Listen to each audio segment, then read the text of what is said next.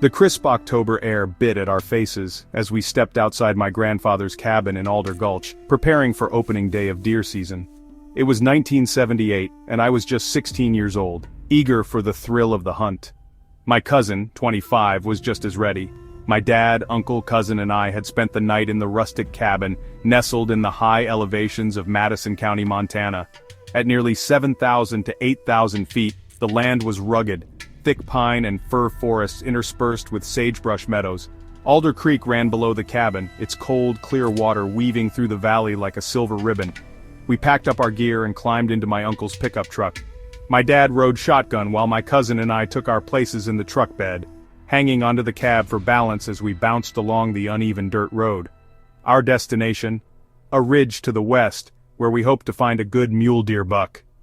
As we rumbled along, scanning every meadow for movement, we had no idea that we were about to witness something that neither of us would ever forget.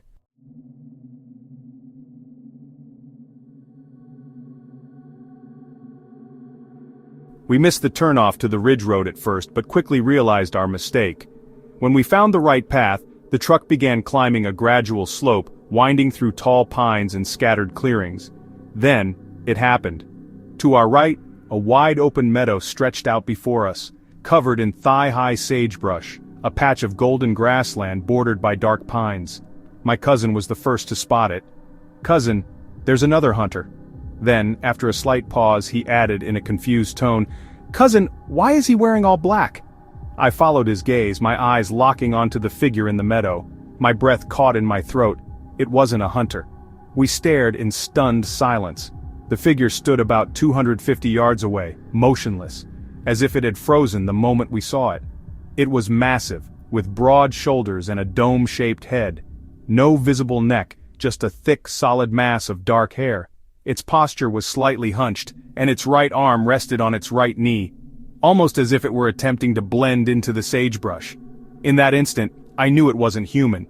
We banged on the cab, yelling for my uncle to stop the truck. The pickup jolted to a halt, but as luck would have it, a dense patch of pine trees blocked our view of the meadow. "Back up!"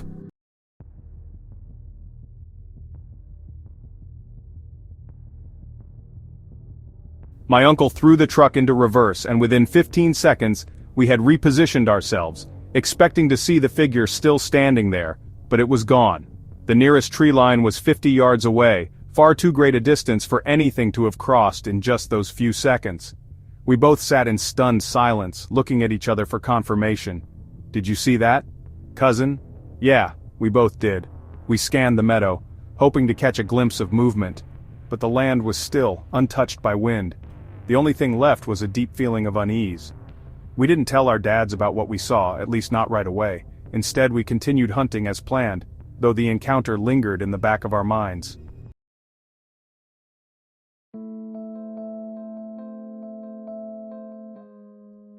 As the morning wore on, we split up to cover more ground along the ridge. The sun was out, and the air had warmed to 50 degrees, but the feeling never left me. Something was watching me. I couldn't see anything, but I could feel it. A presence just beyond my sight, moving when I moved, hiding when I turned. Finally, I couldn't take it anymore. I picked up my pace, moving swiftly down the ridge toward my cousin. I needed to find him. Then, a gunshot cracked through the trees. I hurried in the direction of the sound and found my cousin standing over a nice mule deer buck. He was focused on his kill, but when he saw me approach, I could tell he had felt it too. We never spoke about the feeling of being watched until much later.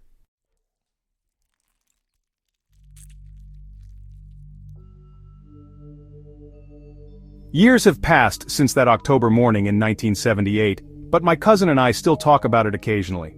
We were both experienced hunters, familiar with the animals of the Montana wilderness. This was something else. What stood in that sagebrush meadow wasn't a bear, a deer, or another hunter. It was something bigger, something intelligent, something that knew it had been seen. It wasn't just a shadow in the trees. It wasn't our imagination playing tricks on us. It was real. And somewhere, deep in the wilderness of Madison County, it's still out there.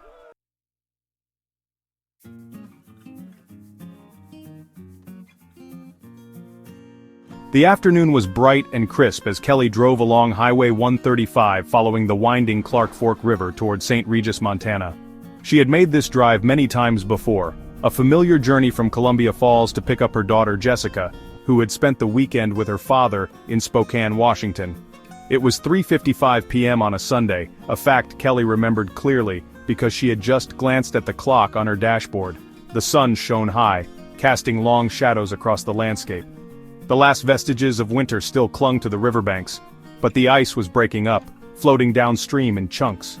Beside her sat her daughter's 15-year-old boyfriend, quietly taking in the scenery as they traveled west at about 60 to 65 miles per hour. It was a peaceful drive, the kind where conversation drifts into comfortable silence, where the beauty of Montana's vast wilderness speaks louder than words, but what they were about to witness would leave them stunned into silence for an entirely different reason.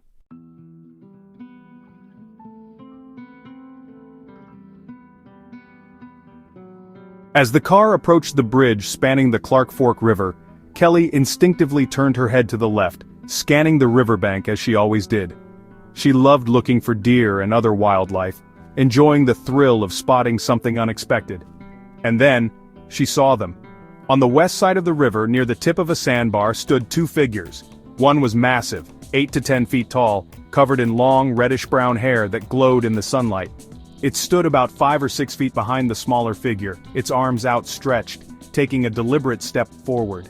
The smaller one, no taller than the knee of the larger figure, stood near the water's edge, appearing fascinated by the chunks of ice floating in the river. It leaned forward, peering down, seemingly absorbed in its own curiosity. The larger figure's posture was unmistakable, protective yet patient. It reminded Kelly of something deeply familiar, something she had done countless times as a mother. In that fleeting moment, she knew exactly what she was looking at: a mother and child.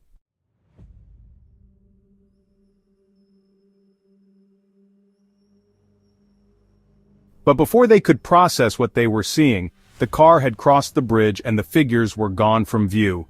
For a moment neither of them spoke, then they simply looked at each other, mouths open in stunned silence. They didn't turn around, they didn't talk about it. They didn't even try to rationalize what had just happened. Maybe it was shock, maybe it was fear, maybe it was simply the overwhelming feeling that they had just witnessed something they were never supposed to see. The rest of the drive passed in a blur. 30 to 40 minutes later, on their way back over the bridge, Kelly made a point to look again at the sandbar, but this time, it was empty.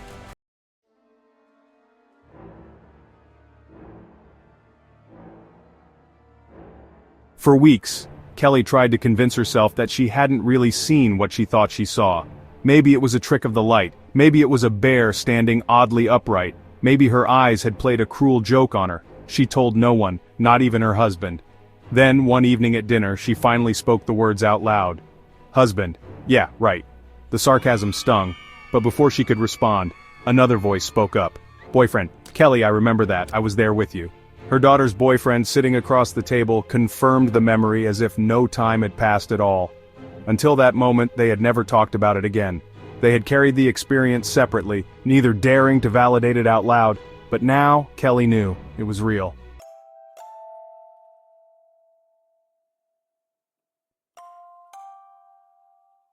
As she replayed the sighting in her mind, one detail stood out above all the others: the large figure's body language. It had been standing directly behind the smaller one, its arms outstretched, taking a step forward, as if ready to stop the little one from stepping too close to the river, just as she had done for her own children. Perhaps the young one had wandered too far. Perhaps the mother was showing her child something new: the moving water, the ice, the feeling of the riverbank beneath its feet. The moment had been intimate, almost tender, and then, in an instant, it was over.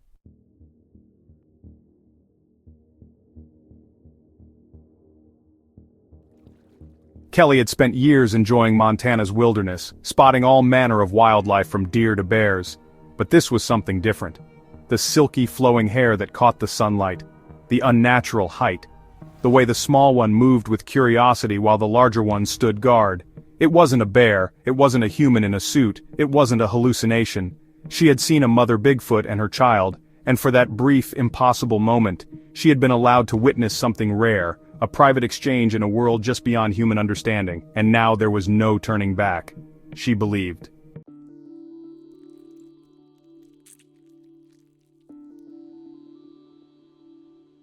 The summer sun filtered through the dense canopy of trees as I guided my horse along a well-worn path in the Rattlesnake Wilderness, just outside Missoula, Montana.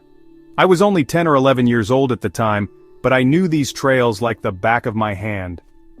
The woods were peaceful, the rhythmic clip-clop of my horse's hooves the only sound breaking the quiet stillness of the afternoon. Birds flitted between the trees, and the scent of pine and damp earth filled the air. I wasn't expecting anything out of the ordinary that day, but sometimes the wilderness holds secrets you're never quite prepared to see.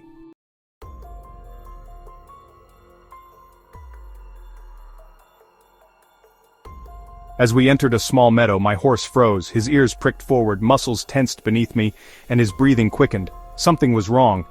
I followed his gaze toward the tree line ahead, and then I saw it. 10 feet away, peeking from behind the trunk of a massive tree, was a figure unlike anything I had ever seen before. It stood taller than any person I had ever met, at least 7 feet or more, with broad shoulders and a body covered in thick, dark hair. It didn't move. It didn't make a sound, it just stared at me. The face, though partially obscured, was more human than animal, but the proportions were all wrong. The sheer size and presence of it sent a chill down my spine. For what felt like an eternity, we just stared at each other.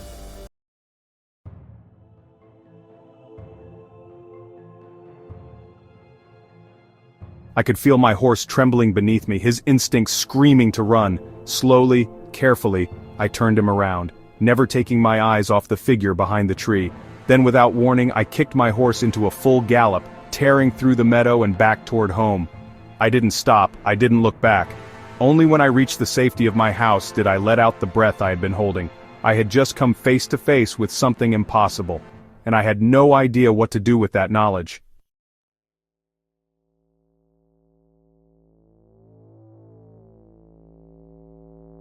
I never saw another one after that day, but the memories never faded. Years later, my husband and I built a home along the Clark Fork River, still in the outskirts of Missoula.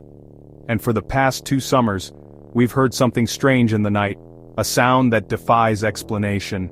It happens just after midnight or right before dawn, an unearthly scream that travels fast and covers a lot of ground. The sound is unlike any known animal, almost like the cry of a prehistoric bird, but deeper, more guttural. It sends chills down your spine.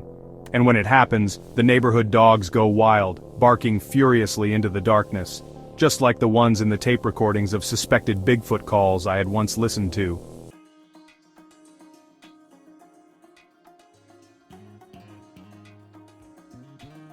My encounter wasn't the only one in my family. My grandparents, who lived in Swan Valley, once saw a large, hairy figure loping through a river bottom near their home. That was 30 years ago, long before I ever had my own encounter. They described it as a hairy man, effortlessly moving through the thick brush near the water's edge.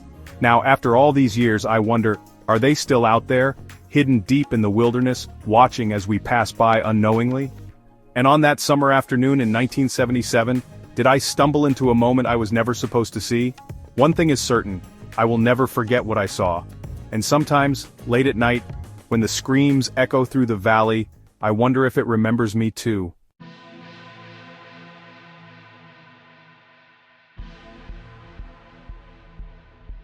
The rain had been relentless that night, a steady downpour that forced Randy Norton and Stephen Gillespie to abandon their open-air campsite and seek shelter beneath the Placer Street Bridge.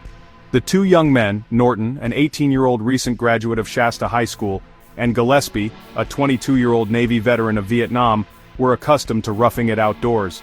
But they had not anticipated the kind of encounter that would soon unfold. Sometime around 4 a.m., as the rain slowed to a drizzle, an eerie rhythmic sound cut through the quiet. Thump, thump, thump. Something heavy was moving across the bridge above them. The sound of deliberate measured footfalls echoed through the steel framework. Then without warning, rocks began tumbling from the bridge, landing in the mud near their shelter. Norton and Gillespie froze.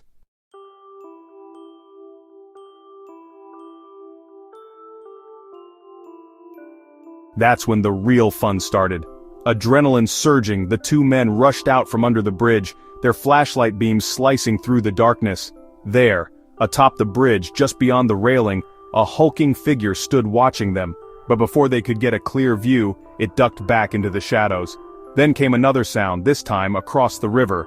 a second figure standing near a water tank barely visible through the rain and darkness. Gillespie, gripping his pistol, called out to the figure. "Gillespie, I didn't know what to think. It might have been a man in a funny suit or something, but I called out and it wouldn't answer."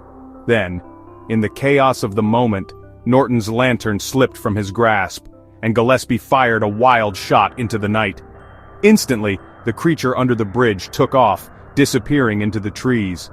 With the first light of dawn, the two men scanned the hillside and spotted one of the creatures again, this time standing on a ridge, looking down at them.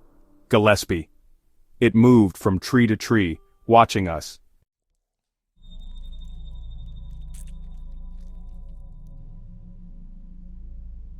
As daylight pushed back the lingering shadows of the night, Norton and Gillespie realized the second creature was still across the river, pacing between the trees. Norton. They weren't running away.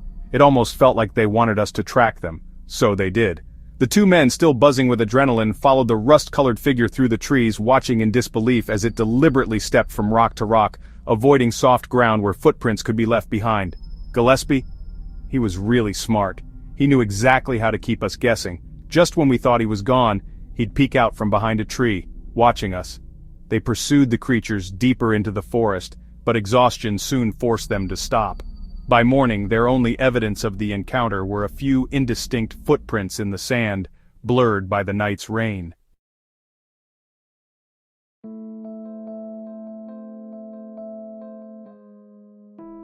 Bigfoot, so named for the enormous footprints often attributed to the creature, has been the subject of folklore and speculation for decades. While skeptics argue that no credible photographic or physical evidence has ever been produced, countless sightings have been reported throughout California and beyond. Also known as the Sasquatch, the legendary being has been described as an ape-like creature standing between 7 and 10 feet tall, covered in thick, shaggy hair, and possessing remarkable intelligence and agility. Norton and Gillespie were not the first to claim an encounter with something unexplainable in the Shasta wilderness, and they certainly wouldn't be the last. The question remained, if these creatures are out there, why has no one ever captured one?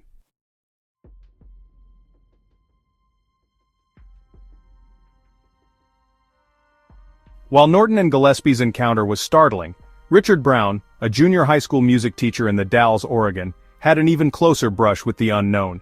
It was the night of June 2, 1971, when Brown and his wife returned home from choir practice, driving along the dark, winding roads outside town. As they approached their isolated trailer camp, Brown's headlights illuminated a massive figure standing motionless in a nearby field. A moment later, two other cars pulling out of the camp cast their beams upon the figure. Brown and I knew that it was something real. Without hesitation, Brown ran into his trailer, grabbed his hunting rifle with an 8-power scope, and returned to face the creature. Through his scope, he watched it for 5 minutes, a muscular, hair-covered beast, nearly 10 feet tall, weighing between 600 and 800 pounds. Brown, it wasn't an ape or a bear. He had been a hunter for years. He knew the difference. His finger hovered over the trigger, but then, something stopped him. Brown, I just couldn't motivate myself to shoot it. It seemed more human than animal. Eventually the creature turned and walked up a nearby bluff, disappearing into the night. The next morning when the sheriff's department arrived, they found deep 20-inch footprints near the field. Massive impressions that resembled a human footprint, but at an impossible scale.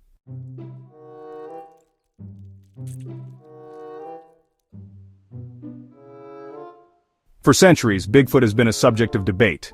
Some believe the creature is a yet undiscovered primate, possibly a descendant of Gigantopithecus, an ancient ape species. Others think it is a hoax perpetuated by misidentifications, elaborate pranks, or folklore mistaken for reality. Dolan out, it's a question of the number of animals necessary to sustain any species. You'd need a lot of them, and in an area like the US, it's unlikely we wouldn't have found one. But researchers like John Green, a former journalist who compiled over 1,000 reports of Bigfoot encounters, remain steadfast.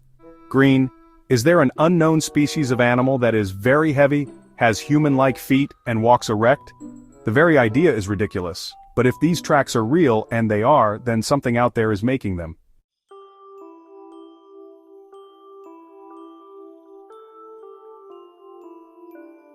Norton and Gillespie's night on Clear Creek remains one of many eerie encounters reported in the wilds of Northern California. Did they truly encounter a pair of Sasquatches playing a game of hide-and-seek in the trees? Or were they simply the victims of imagination, shadows, and fear in the dead of night? Even today, in the forests of Shasta County, there are those who claim the Watchers are still out there, moving in silence, hiding just beyond the trees, waiting. And sometimes, just sometimes, they let themselves be seen.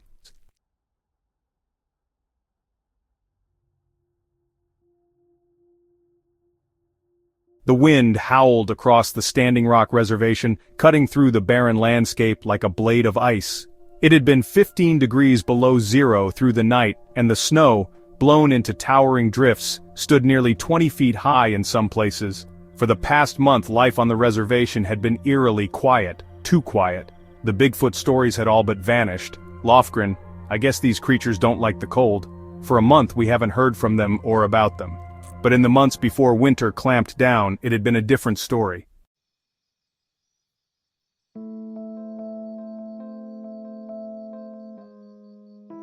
In early December, an Omaha-based organization that specialized in unexplained phenomena sent a research team to investigate the strange occurrences that had plagued the Standing Rock area. Lofgren, they took samples from some droppings that had been found near Little Eagle. Later they sent us a report on what they found. The analysis was unsettling. Lofgren, the droppings contained small animal tissue, silage, and berries. Not human, not deer, not anything we typically see around here.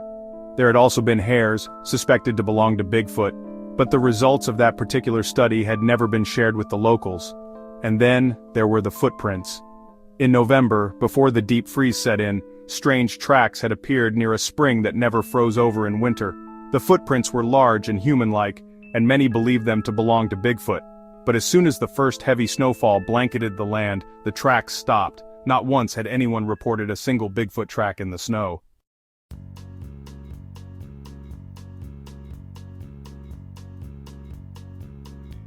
Just a few months earlier, the talk around town had been different. Lofgren, there was a lot of speculation that winter would bring this thing to a head one way or another. Most people didn't think Bigfoots, big feet, whatever you want to call them, could survive out there after everything froze over and got covered in snow. They'd have to leave the area or find a way to come in out of the cold. Now, in the heart of winter, the answer seemed clear. Lofgren, all I can tell you now is that they must have gotten out of here, or else they hibernate. Either way, for the past month there had been nothing.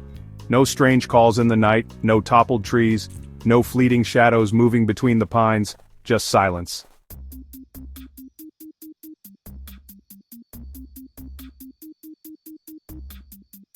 But it wasn't just Bigfoot that had disappeared. On the Standing Rock Reservation, winter had settled in like a cruel specter. Lofgren, it's a bad time on the reservation, that's for sure. You want to know if people are still talking about Bigfoot? I'll tell you, the only thing people are talking about now is the weather. For 7 straight nights, temperatures had dipped below -15 degrees, the kind of cold that gnawed into bones and turned breath into ice. Lofgren, the people out here, they don't have insulated houses. A lot of them live in log shacks, and when it gets this cold, there's only one thing to do: huddle together for warmth. Entire families stayed in bed all day, buried beneath layers of blankets. Lofgren, there's very little movement of people out there. They don't freeze to death, you don't hear that kind of thing. But they get sick, they get colds, and sometimes, well, people just disappear into the winter. There was something eerie about the way the cold had settled over the land, something unnatural about how completely Bigfoot had vanished. The reservation people had always known about the Watchers in the woods, those shadowy figures that lurked at the edge of firelight just beyond the trees, but now, it was almost like the Watchers were waiting, hiding, hibernating, and when the snows melted and spring arrived, what would come out of the woods? The wind moaned through the reservation like a living thing, curling through the cracks in log cabins, rattling loose windows. The people stayed inside, warming themselves as best they could. But out there, beyond the drifts of snow where the trees stood silent and still, the question remained, would you walk barefoot in the snow? Or was something else already out there doing just that? Thanks for viewing, and please subscribe and share your thoughts. I would love to hear from you, and until next time, stay alert out there in the woods.